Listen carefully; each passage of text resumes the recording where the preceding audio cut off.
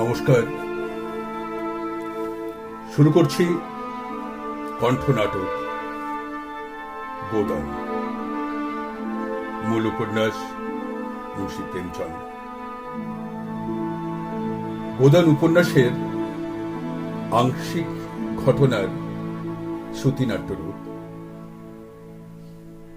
আঞ্চলিক ভাষায় রূপান্তর করেছেন, শ্রুতিনাট্য রূপ দিয়েছেন সলিল রায়। নির্দেশনা দিব্যেন্দু শেখর বন্দ্যোপাধ্যায়, আবহ অভিষেক রায়, অভিনয়ে অঙ্কিতা রায়, বিকাশ মুখার্জি, দিব্যেন্দু শেখর বন্দ্যোপাধ্যায়। আমাদের নিবেদন গোদান।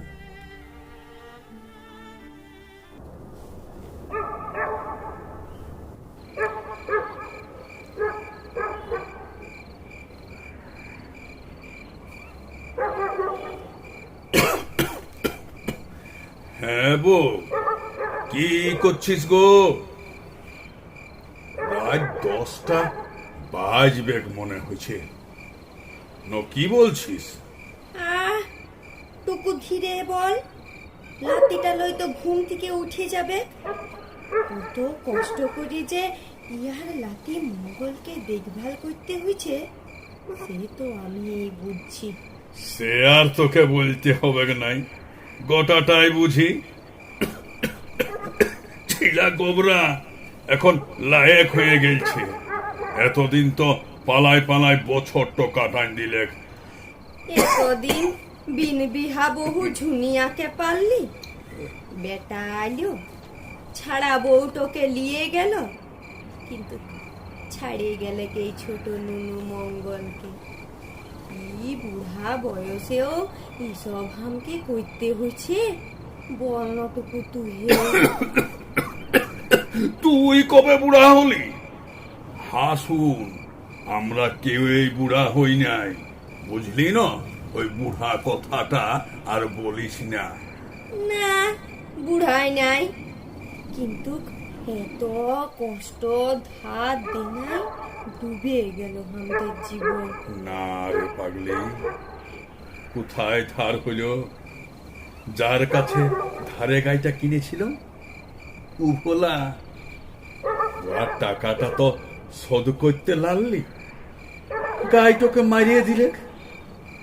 আজ আজ গাইটো বাঁচে থাকলে কত টাকা হইতো আর দুধ বিকে। এই মংলার জন্যে জলে গুলা ভাতের মাড্ডো খাওয়াতিস লাই, বল কেনে? শুধু গাইটোর কথা মনে করছিস কেনে? তোর ওই গুন্ডা ভাই হীরা, ওই তো আমাদের গাইটোকে বিষ খাওয়াই মারিছিল, মনে নাই তোর? ধন্যু মারবালটুকু চুপ দেন, সব পুণ্যা কথা বটে। কেনে চুপ করব? তোর ভাই বলে ওয়াকে জেল হইতে বাঁচালি তুই, হে ধার করলি আর পুলিশের মুখটা বন্ধ করে দিলি। কার জন্য? কার জন্য? ওই খুনি ভাইটোর জন্য। আর বললি কি না চুপ দে, আমার বুকটা জ্বলি যাচ্ছে। ও তবে একটু জিরাই না, এই সূত্রিটা শেষ হবে আর শুয়ে লিব। লে লে ধন্যটুকু জল খানো, লে। আজ আমার সংসারটা হেসে গেল রে গোবরের বাপ, হেসে গেল। কেনে কষ্ট লিছিস ধন্যু? যত ভাববি তত কষ্ট পাবি। আমাদের মতন গরিব চাষাদের জীবনটা এইরকমই হয়, সবটাই ভাগ্য। সংসার করাটা একটা তপস্যায় ওঠে। ভাগ্য ছিলা মানুষ করলি, লায়েক হইল, ভোলার বিটিকে পেটসা করলে, তুই এই ভোলার বিটি ঝুনিয়াকে ঘরে উঠালি, আর গোবর তো ঘর ছেড়ে পালাইলি। ভুলবো কি করি? খেলে মন খারাপ করছি, চুপ দেন, কষ্ট পাচ্ছিস মিছা মিছি। গোবরা তো বউকে নিয়ে শহরে গেইছে। কষ্ট পাবলাই? আমার বেটি রূপাকে বিহা দিলি বুড়া রামসেবকের সঙ্গে, তোর দিমাগটা কত খারাপ হয়েছিল তখন বুঝ। কি করতাম ধন্য বল, মহাজনের টাকা সুদ্ধে ও দোজবোরাটাকে জামাই করলি, জমিটা তো বাঁচল, এটা বল।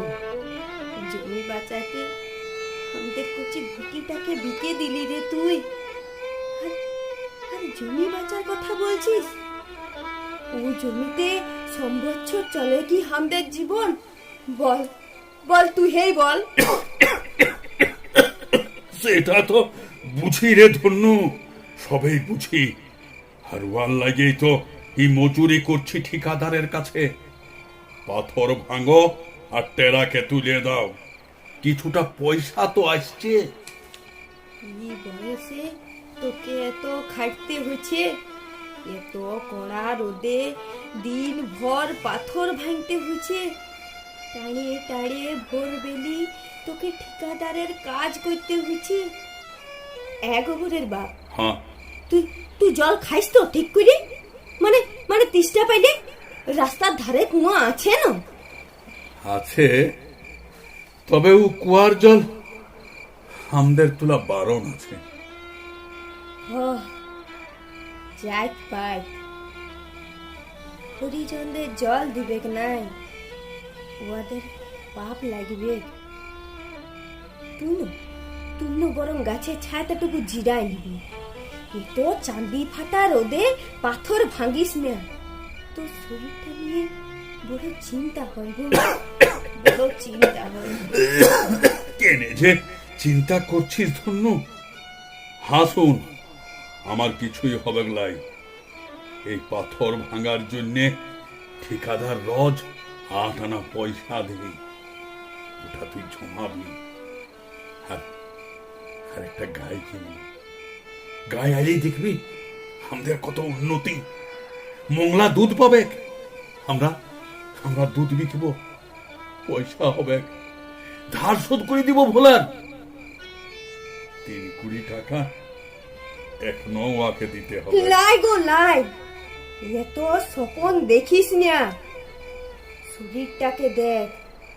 উঠো চলে গেলে কি করবি তুই? বুঝলি রে ধন্য, সবেই বুঝলি। আমরা হইলাম গরিব চাষা, হরিজন। আমাদের মরিবারও ফুরসত নাই, খেরে মরিবারও ফুরসত নাই। চ চ চ, ঢের রাত হইল মনে হয়েছে। চ শুভ, চ চ চ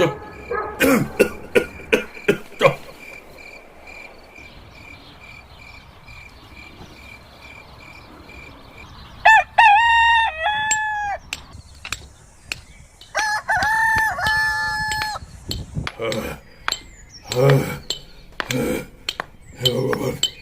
মাথাটা ঘুরাইছে,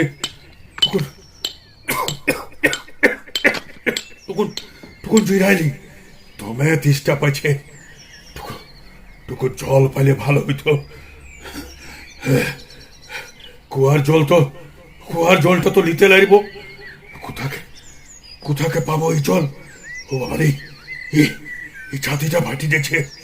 হে ভগবান, হে ভগবান, শরীরটা কেন এমন লাগছে?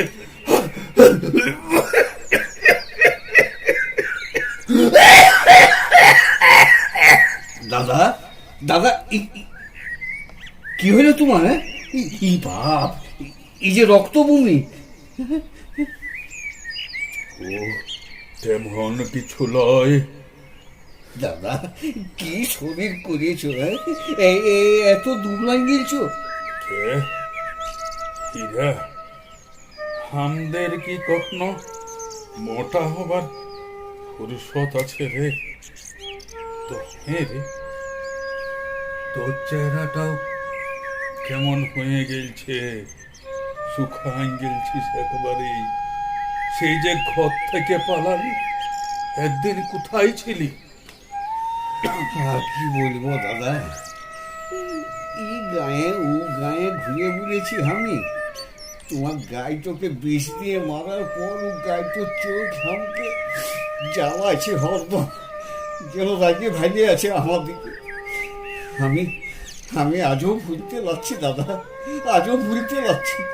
কেনে যে ফটকে ঘুরে বেড়ালি এই দাদাটাকে মনে পড়লো নয় তোর?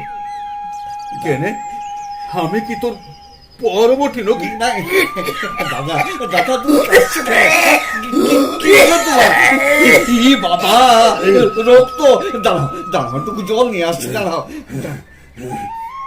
না রে হীরা, জল আনতে হবে নাই। তুই তুই আমাকে ধন্য ঠেলে নিয়ে চল, ধন্য দিয়ে চল, আমাকে ধন্য ঠেলে চল। তুমি চলতে লাগবে, টুকু দাঁড়াও, আমি তোমাকে কাঁধে নিয়ে যাব। চলো, আসো আসো, সামলাইয়ে সামলাইয়ে দাদা, সামলাইয়ে। চলো চলো।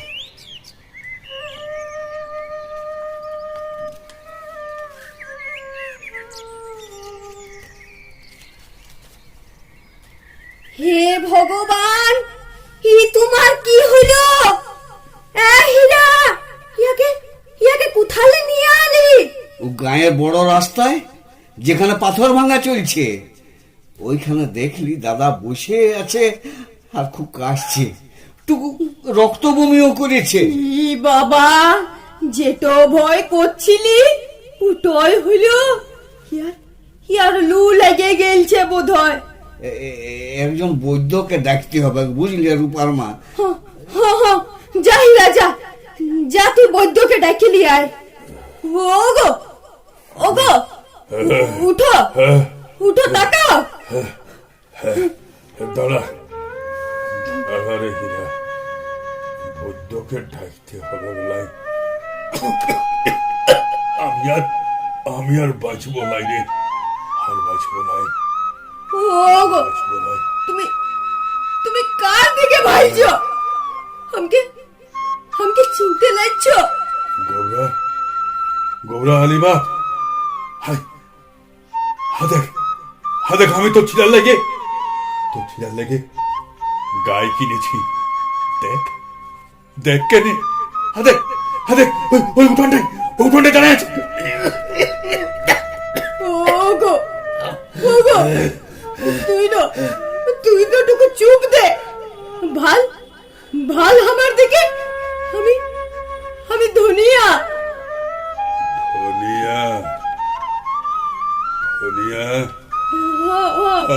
আমি আর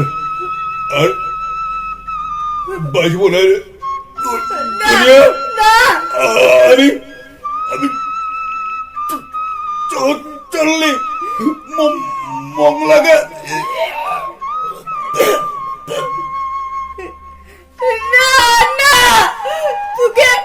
তুকে যাইতে দিব লাই। हमके জানে তুই কোথায় যাবি? হীরা, তুই জানো বৈদ্য মহারাজকে ডাকি নিয়ে আয়, তোর দাদা এখনই চোখ খুলবে।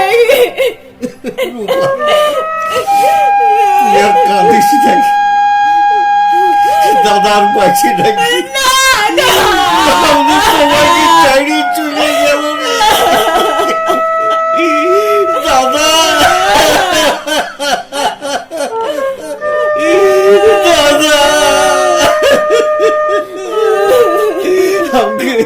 আমাকে মাফ করে দাও দাদা, আমাকে মাফ করে দাও। हमके ছাড়িয়ে কেনে গেলি গো? গায়ের লালসা নিয়ে চলে গেলি গো।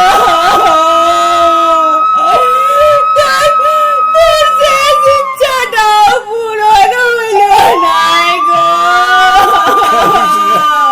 কাঁদিস না রূপা, কাঁদিস না, দাদাকে ছাড়িয়ে দে। আবার বরং একটা কাজ কর। কি কাজ? মানে বলতেছিলি কি, দাদার তো প্রায়শ্চিত্তের করতে হবে।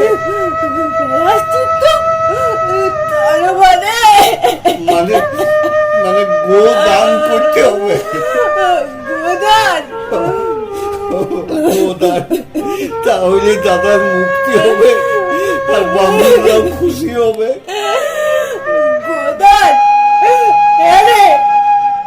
হীরা, গোদান করতে গেলে যে